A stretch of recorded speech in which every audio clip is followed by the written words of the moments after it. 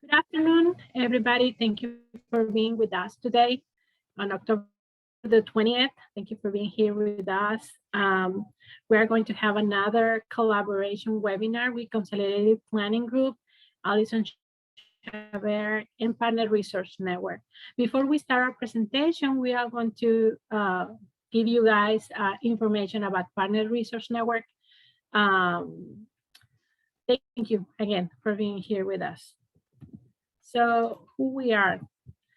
Partner Resource Network is the parent training and information centers for Texas. With special education to provide free resources and training for parents of children with disabilities and youth with disabilities that we also call self-advocates. Our mission is to empower and to support families with children with disabilities and individuals impacted with disabilities or special healthcare needs. So we serve parents of children with disabilities and youth with disabilities from the ages from 0 to 26. And Partner Resource Network was first funded in 1986, and now we are compromised by 4 projects. We have the PATH project, the TEAM project, the PEN project, and the PAC, the map in different colors. We are all part of the family of Partner Resource Network, but we have these 4 different groups because Texas is very big. We have 4 different directors. And I'm part of the TEAM project in the red color that you can see there. I'm in Region 13, so I'm in Austin and areas around it. We cover over 60 ISDs serving parents in Austin. And also part of the TEAM project, we have Region 20, that is San Antonio area, and Region 1, that is the Rio Grande Valley area. Our services are free, and we offer parent workshops, youth workshops, webinars like this one, information and referrals, one-on-one technical assistance, supporting the IEP meetings or ARD meetings. We do once a year a symposium. We offer to parent leadership training and youth leadership trainings. For today, please, if you have any questions at any time, type it in the chat box, or also there is another area in the Q&A area. You can type there your questions, and we'll monitor in those and ask Allison to explain to us her vast knowledge of the topic of today, or any question that you have in any moment. This webinar is going to be is recording, so you are going to have the link for the YouTube channel that Allison has. She's going to talk about that in a moment. And also we are going to share it in our Parent Resource Network Facebook pages. We can upload that video after. So at the end of this presentation, you are going to receive a link with an evaluation. Please help us with that, fill that evaluation. With that, we report to our grant, and we can report to them and continue giving you guys free services. We do not provide CEUs, only certificates of attendance. If you need one, please put it there in the chat box or email me, and I can make one for you, of course. Again, my information is, my name is Veronica Perez, and my phone number, you can see there, my email. And please visit our webpage, www.prntexas.org. So that being said, now I'm going to stop sharing my screen, and we are going to introduce Allison. Stop share.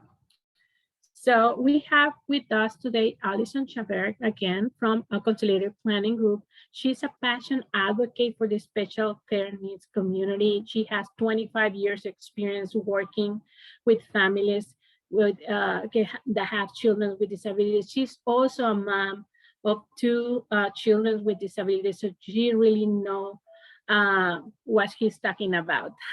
She's also the founder of the Consolidated Planning Group and a financial planner, a licensed financial planner with a lot of experience. So welcome again, and thank you for being today with us, Allison.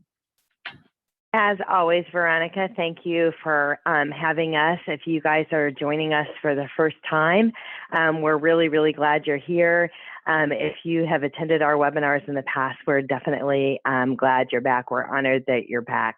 One of the things that Veronica said right off is that I share in your journey and being a parent to four, mom of two with special needs. And this week at my house, in the normal style of how everything works, I always kind of joke and say there's always something going on. So this week, COVID and strep is going on in addition to our normally complicated lives. So I definitely do share. I share your journey. I share sometimes the pain, right?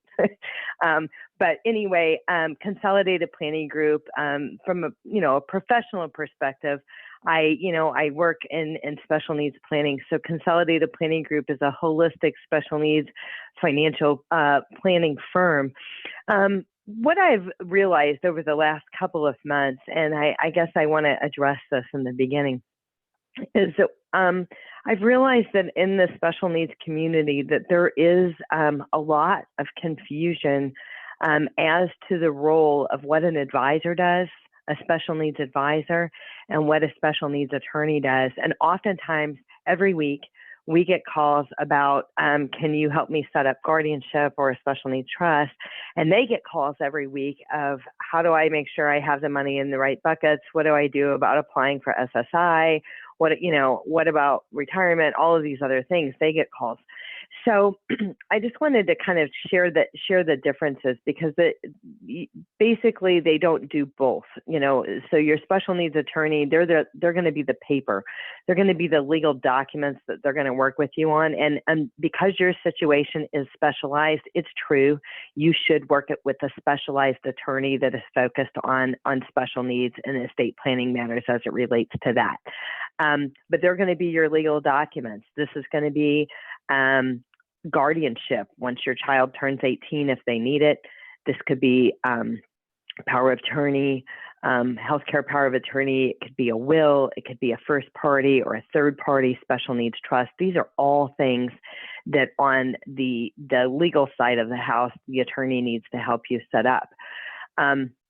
And those documents are all very, very important, and you need to have them, but some of them aren't even worth the paper that they're written on if there's not funding. If we don't figure out the money, if we have a child that needs care for the rest of their life, not just the rest of your life, we have to fund. We have to fund this. We have to, figure out future care calculations. How much is the cost of care going to be for this child?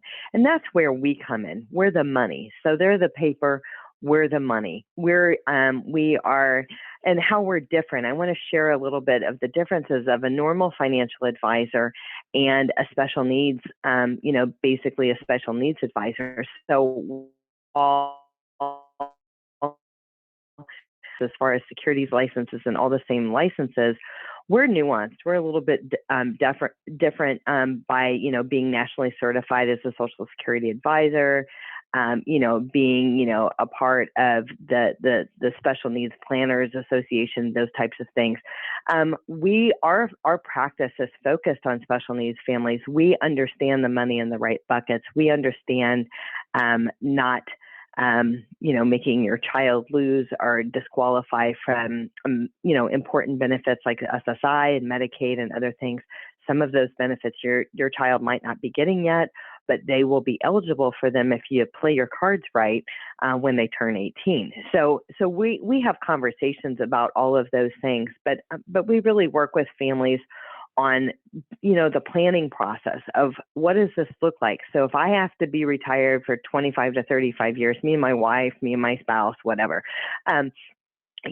what does that look like? You know, I have to be retired for that many years, but then I have a child that might need care for 25 to 35 years after that. How do I do this? How do I make this work? How do I not run out of money? How do I plan now? How do I take some of these steps now that is going to make a difference 15 or 20 years from now in the big picture? And that's where we come in. That's how we work, and kind of a little bit about some of the differences. So today, what we're talking about is a letter of intent, and why do you need one? So a letter of intent is really, it's just a part of the planning for the future of your child. But this letter of intent is really, I liken it, and I often call it a family love letter. It can be long, okay? But this is a document that really just ensures our other loved ones, other future trustees, or future guardian, know all of the details as it relates to our special needs loved one. And often, you know, what we're seeing with this is you've got a primary caregiver. Maybe that primary caregiver is a non-parent. Maybe it's a parent that is staying at home and providing primary care services.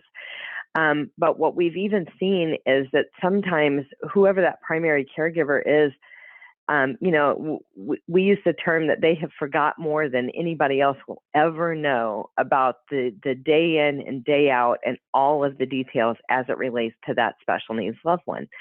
So what we're trying to do is to have something in writing. This includes even for the other spouse that might be working or working more and might not be doing kind of the day-to-day stuff that the caregiver is doing. So this letter of intent is really getting this information down to where if the primary caregiver or the primary, you know, parent that's handling these types of things becomes incapacitated or passes away, that this letter of intent stands as kind of this living document that you are updating. You know, I usually recommend updating it twice a year, that if somebody had to step into you or your spouse's shoes, they pick this document up, and hopefully the road isn't too bumpy. I say that in kind of joking because we already know our life is bumpy anyway, right? So it's a little bumpy as we go along, but the idea is for your child or your loved one, if they're not a child anymore, to have that continuity of care. And for the future caregiver that would be taking over, for them to have kind of an ease of the new burden of taking on such a responsibility, and basically knowing the things that really matter the most. So, you know, some of the questions that come up from time to time is, do I really need a letter of intent? If I already have a last will and testament, or if I already have a revocable trust or a special needs trust, if I already have guardianship, power of attorney, healthcare power of attorney. And it's really, I would say yes. So is the letter of intent actually a legal document? I would call it more of an instruction manual. It goes along. It goes alongside with your legal documents, and it provides the details that someone else really, really needs. So, you know, we spend a lot of time ensuring that your child's financial future, you know, is taken care of. And we design these comprehensive plans, you know, to make sure that your needs are met, the child's needs are met, and that we're putting money for their future care. But this letter of intent is going to communicate your knowledge, hopes, desires, and you know, what you really hope for the future well-being of your child. So when we get into, like, you know, for lack of a better words, when we get into the weeds of, you know, what we're putting in this document. So there's a lot of details. I think ours is 20 pages. So we've created a letter of intent template. If you're creating your own, we always suggest that you create it in a Word document or something that you can fill in and not handwrite, because as we mentioned, we really hope that you'll update your letter of intent, you know, as conditions change. So if you have a child with a disability and their conditions are changing ever quickly, then you're going to want to update it more frequently. If the conditions are pretty static, then just kind of doing a check-in on it maybe twice a year. maybe it's at that same time frame. Maybe you look at your finances, go take a deep dive, a budget review twice a year, once a year, whatever it is. Maybe you kind of do it at that same time. But this document, this 20-page document, it can be a little overwhelming. So if you don't have a letter of intent, we say, why don't you put it on your radar to start this process, and maybe you get your letter of intent finished over the next 90 days, right? You don't have to do it overnight. You don't have to sit down with it over one weekend and completely overwhelm yourself. We want this document is going to, if you're creating one yourself, is going to identify diagnoses, health history, history of medications, physicians, dislikes, allergies. I mean, basically, if you can think about it as it relates to your loved one, their condition, their care, everything about where your documents are, if there's a special needs trust, what your intentions are, basically that's what's going to live in this letter of intent. So the template that we have, it looks like this. And I was just sharing with Veronica. So today, it's your lucky day. We usually share our letter of intent with our clients and the clients that we work with and stuff like that. But we are going to share the template with you of our letter of intent, so you don't have to create your own. You may need some additional pages, you may or may not, but we are going to share that. So today, after today's recording, you will get an email with the recording. You're going to get an email with today's slides about the letter of intent, and then you're also going to get a PDF form fillable document of a letter of intent, so you can kind of start yours, use it as a template. You might find another one that you like better, or you might think you need some additional information on there. But this is, I believe it's at least 20 pages, so it takes some time. But I think it can be an emotional process as you're sitting there and as you're reflecting and you're kind of looking back. My kids, I have one that is transitioning. I have one that is already transitioned. And when you're looking back on kind of where you've been and how you've got to where you are right now and where you're going, and, hopes that you have hopes and dreams, that you have expectations, some of them met, some of them not.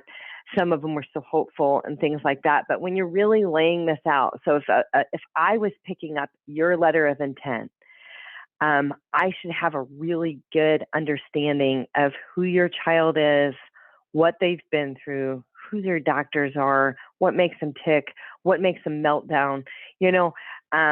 So if I was stepping in as the caregiver, here I am a stranger, and I'm stepping in as a caregiver to your loved one, I'm really picking this up.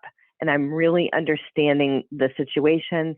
And I'm also understanding your heart and what you want for your child, because that needs to be clear in here. Veronica, do we have a question? Yes, they wanted for you to clarify what you mean with transitioning.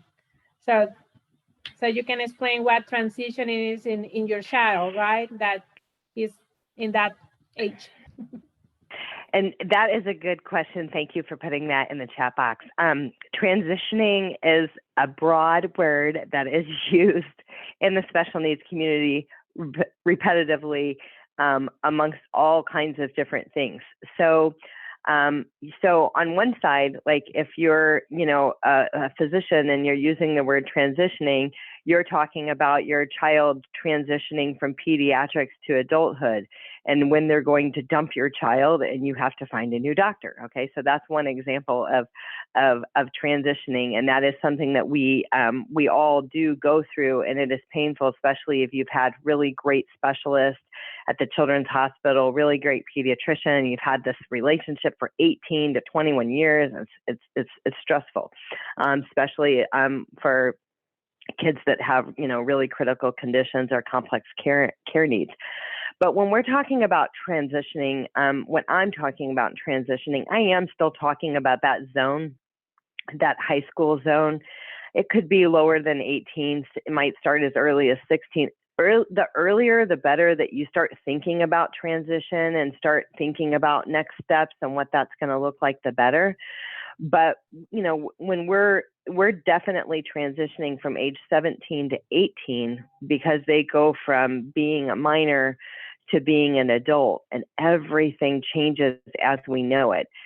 You've never needed guardianship before, but if your child, you know, has intellectual disabilities, IQ below 70, maybe sometimes 75 and below, then this is, you know, the time that you can start considering, what do you need? Do you need a supported decision-making agreement? Do you need a power of attorney? Do you need guardianship? And working with those qualified attorneys, which we refer out all the time, you know, we really pride ourselves in understanding what your unique situation is and then recommending the right attorney for your unique situation, because we're really partnered with all of the special needs attorneys, and we've got relationships all across the state. So no matter where you are, you know, we can make a recommendation if you don't already have one that you're working with. So transitioning, we're also, when we're talking about transitioning, we're also talking about money in the right buckets, transitioning from a financial perspective and making sure that you have money in the right buckets.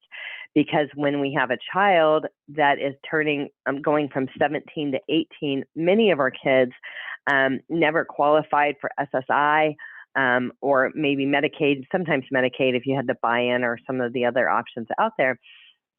But when the child turns 18, it's really, really important that we have the money in the right buckets and we don't have more money in their name than what will, you know, cause them to disqualify for SSI and Medicaid. So basically what's going to happen is when they turn 18, they're transitioning to their own financial records per se. So many people haven't qualified for SSI and Medicaid, even though your child is truly disabled. There's no disputing that. They haven't qualified for SSI and Medicaid all these years because it's based off of your assets. And if you have more than, you know, $3,000, if you're a married couple, more than $3,000 assets to your name, more than one car, more than one house, then your child, even though they're disabled, hasn't qualified for SSI and Medicaid because it's a means-based program. Once your child turns 18, it's based off of their assets, not yours. Even if you have guardianship, even if they still live in your house, even if you still claim them on your taxes and things like that, it's based off of their assets. So that is just another example. So if you have a child, another area of age of transition is from 14 to 22. And in this example, the word transition is as it relates to the Texas Workforce Commission, vocational rehab. There are programs in place to help your child transition, whether it's to higher education or vocational training. But the whole point of the vocational rehab is to close the gap on some of the impediments to employment that your student might have that would prevent them from finding, you know, substantial gainful activity in employment. So those transition services specifically start from age 14. So when you have a child that's maturity is a little bit low, maybe their cognitive ability is a little bit low, you know, we want to start this early. If we have kids that have working memory issues, processing speed delays, some of those things where it takes us longer to learn things or figure things out than maybe some others, VR is a great program to start at age 14. You don't have to wait until their work age of age 16 to start that. So that would be another example. So as you can see, that word transition is thrown around all over the place, everywhere you can think of special needs. Transition in the public school is the idea of perhaps moving into a transition program or an 18+ program. So the school people will talk about transition programs. And there are even transition programs post-high school that are private pay that, you know, so when your child leaves the school, whether they're 18 or 22, if they're staying, you know, in the 18+ program, there are even transition programs, day programs and things like that. So maybe your student isn't ready to go to the community college or to college. Maybe they're not ready to get to work, but they're still building their skills and they're still getting there. So there's a number of transition programs that are basically outside of that. I think I lost my I lost my presentation, so bear with me just for a second. Kind of get back where we were supposed to be. I apologize for that. Okay. Oh, wow. Okay, back to the beginning. There we go. All right. And we're, about at the end of today's presentation. But one of the things, as far as a letter of intent is concerned, we talk a lot of times about caregiver concerns. So you're a caregiver. We do things as mom and dad. We don't get paid for it. If we did get paid for it, we'd be making a lot more money. So, but one of the things that happens, and it happens a lot, is we put our special needs loved one above everything else, above other kids, above ourselves, our own health, and family members, and family members as well. So what I would say is, as you're thinking about your letter of intent, and it's going to be like, it's going to be real to you. I mean, you already know that you work really hard, and you're exhausted most days when you fall into bed after you twirl all the plates that you do as a parent. But it is important to pay attention to what you're doing and to find some balance, with that, because, the numbers are clear that a lot of caregivers say that their own health has become worse due to caregiving. Basically they put themselves, on the back burner. And so we're only as good as our own health and as good as we take care of ourselves. So our loved ones need us. So it's important to have that balance. And what does that look like? You got to have some respite care. Do you, do you take trips with your spouse, or do you get away? Do you ever get a break? And what does that look like for retirement for you? Because for many families that have kids that are going to have care needs for the rest of their life, not just until they're 22 or 25, many families, the idea of retirement seems stressful because they don't, it's not the average family where, these kids get up and out between 22 and 25. You have, for as long as you live, you have these concerns and considerations. And the thing is you got to think about these things now, because as you get older and you're moving into late 60s, 70s, I've even spoken to someone who called who said, hey, I'm 80 years old and I'm taking care of my granddaughter. And I just realized what's going to happen when I'm gone, or like, what am I going to do? And like, I realized I'm not going to live forever, and so having these conversations and these thoughts and being intentional in your process is really, really, really important. And the thing is it's really not a matter of kind of, where you've been so far as it relates to the planning process and the financial side of the house. It's about moving forward. It's about, making, definitive decisions now that are going to make the difference in 15 or 20 years from now. If you've got that timeline before you're going to retire, or if you have that timeline, if you're already retired, that timeline by, life expectancy and what time is left, the difference that how you turn the knobs now is definitely going to make a difference. But also here, the number is that 55% of caregivers are completely unaware of how to establish a lifetime financial plan for their special needs dependents. So basically what it's saying is 55% of special needs parents don't know where or don't know how to get started. And we're definitely here to help you with that. So if you've attended in the past, we always have these things to remember when planning for special needs. So if you have a transitioning child, if you've got that high school kid that's kind of crossing over, some of the things that need to be on your radar are on this list. One thing that we didn't talk about is child support. If you find yourself in a divorce situation, I hope you don't. In the state of Texas, a lot of times child support will continue past age 18 for that special needs child. In that case, if you're planning on applying for SSI and Medicaid, that child support is going to need to be redirected to a first party special needs trust, or at least 2/3 of it's going to count against them for SSI. So I just want that to be on your radar. If that's you, that is something that you might need to get taken care of prior to them turning 18. But everything on these lists, on this list, these are all things that are really, really important as it relates to planning for the future of your loved one. And we really have webinars on most all of these topics. And I know that Veronica has selected, topics, even over into 2022, and we'll be partnering with Partners Resource Network to provide these topics. We do have a YouTube channel, and I'm going to put that up on our next slide. And our YouTube channel, these recordings live out there. So past recordings on guardianship, special needs trust, you name it, vocational rehab, Texas Workforce Commission, which I mentioned a little bit ago. We've got the topics out there.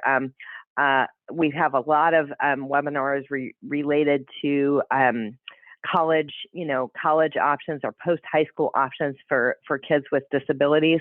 And we do have, I believe it's next week, it's the last Tuesday of the month. I also lead the ADHD support group of Fort Bend County, but we have a speaker. Her name is Jody. Sorry, I forgot her last name. Jody, and she is a special needs college consultant. She is really, she's toured all of these facilities all across the country, not just in Texas. So we give a lot of Texas resources, but she's really going to be well-versed on the resources all across, the U.S. for special needs. So she's going to be our speaker the last Tuesday of the month. And I think it's from 6:30 to 7:30. So you'll want to look for that recording on our YouTube channel, or also just, make plans to attend or register for that event at least. And then you'll even get the email with the recording. I just wanted to take a moment to say, I want you to meet my team. I work on a collaborative team with awesome professionals. And so I just wanted to take a moment to just say, here are some faces with the names and members of my team. And when working with Consolidated Planning Group, you are likely going to talk to any one of us at any time because we work so collaboratively. So I just wanted to share that. Again, we are members of the Academy of Special Needs Planners and nationally certified as a Social Security advisor. So some of those certifications are the things that we bring to the table that make us a little bit different than, your average advisors that are out there. And we're not here to rain on any great relationships that you already have out there. And that's why, like today, that's why we're going to provide you the letter of intent. It makes me happy when people take more steps to get their financial house in order, to get their special needs house in order. So we're happy to provide that, provide that to you and kind of help you along the journey. We're happy to provide these webinars and provide some insight and some things that I've learned along the way. It gives me pleasure to provide that, because whenever I was transitioning with my own daughter, I was mad. I'm just going to tell you, I was mad about how difficult everything is. Why does everything have to be so hard? And there's an application for this, and there's this, and there's this fee, and oh, did they tell you that? And all of those moving parts. And I've been there, done that, got the T-shirt, and I'm here to help you through that so it doesn't feel as stressful. We definitely want to do that. So if you're thinking about special needs planning, we hope you'll think of us. We always have a free personalized consultation. I know, when we have a number of people on our webinars, everybody's situation is different. The level of care needs of their kids, whether or not they're going to need care the rest of their life or not. And quite honestly, a lot of us just don't know. We're hopeful and we're optimistic, but the answer is the jury is out right now, and we have to plan for the worst, hope for the best. And we can help you do all of that as well. So our email later this afternoon, again, it's going to have the recording of today's webinar. It is going to have links to our Facebook and our YouTube channel where you can subscribe and see past webinars, and a contact link where you can schedule with us. And again, we are going to include that copy of that form fillable of the letter of intent. So it has definitely been my pleasure being here with you today. And Veronica, having said that, that's all I got for today. Do you have any additional questions? No, just thank you for all the information and about the letter and the intent that we are going to send. We have just thank yous and no questions. So thank you everybody to be with us today. This one is a short webinar, and you will receive an email today before 5 p.m. With all the information about the slides and the letter of intent. And later on, I think Meredith is going to share the link of the video recording. So thank you guys and have a nice one, and see you in the next one. Thank you, Have Allison, a good one. for everything. Bye now. Bye.